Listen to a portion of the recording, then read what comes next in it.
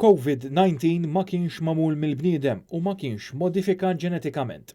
Dan joħroġ minn stqarrija magħmula mill-Uffiċċju tad-Direttur tan-National Intelligence li hu responsabbli għall-Aġenziji tal-Ispjunaġġ tal-Istati Uniti. Dan ixejjen uħud mit-teoriji li l-virus kien żviluppat bħala xi arma bioloġika, iżda min-naħa l-oħra l-aġenziji ma eskludewx il-possibilità li l-pandemija bdiet minħabba f'inċident f'laboratorju f'Wuhan fiċ-Ċina.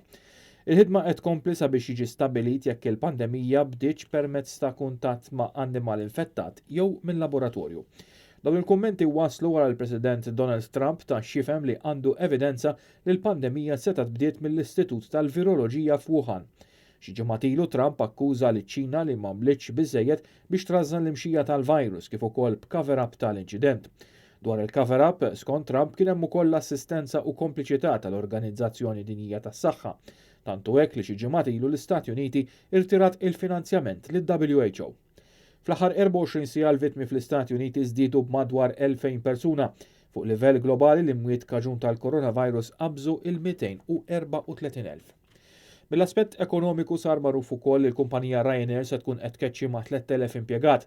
Bil-kap eżekuttiv jgħid li l-liġijiet Ewropej qed jiddiskriminaw kontrihom għaliex huma ma jistgħux jieħdu għajnuna mill-Istat bħal fil-każ tal-Air France u Lufthansa illi qablu minn kollox biex isalvaw il-ġobs tal-ħaddiema rispettivi tagħhom.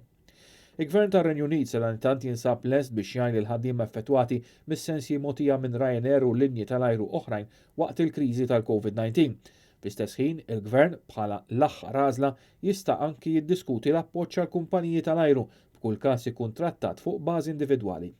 Kelliem għall-Prim Ministru Boris Johnson irrikonoxxew li dan hu żmien diffiċli għal ħaddiema tal-linji tal-ajru u l-familji tagħhom u qalu li l-Gvern qed jaħseb biex il-ħaddiema jkollhom aċċess għal diversi tipi ta' appoġġ, inkluż sistemi ta' Universal Credit u allowances għal persuni li qed ifittxu x-xogħol. U Russja tirrapporta qabża rekord fl-infezzjonijiet bil-coronavirus għal jum wieħed. Dan wara l-konferma li l-Prim Ministru Russu Mikhail Mishustin ħabbar li spiċċa infettat u wkoll u li għalissa qed iwarrab mir-rwol biex jirkupra. Iż-żieda fl-infezzjonijiet kienet ta' ftit inqas minn 8,000 f'24 siegħa għal total ta' 114,431 fil-pajjiż. F'dan il-perjodu mietu 96 pazjent mill-effetti tal-COVID-19 biċ-ċifra tal-vittmi fir-Russja titla' għal 1,169. Il-każi ta' infezzjoni jidhru li qabdu rata allarmanti fir-Russja fl-aħħar ġimgħat bil-President Putin iwissi li pajjiżu qatt irid jara l-agħar tal-pandemija.